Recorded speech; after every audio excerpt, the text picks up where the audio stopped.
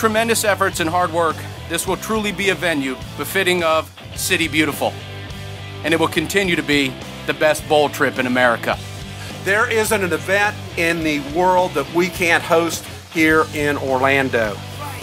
And this venue in particular, with its newest large stadium, it'll be the newest large stadium built in this state. We're going to reconstruct over 80% of this bowl.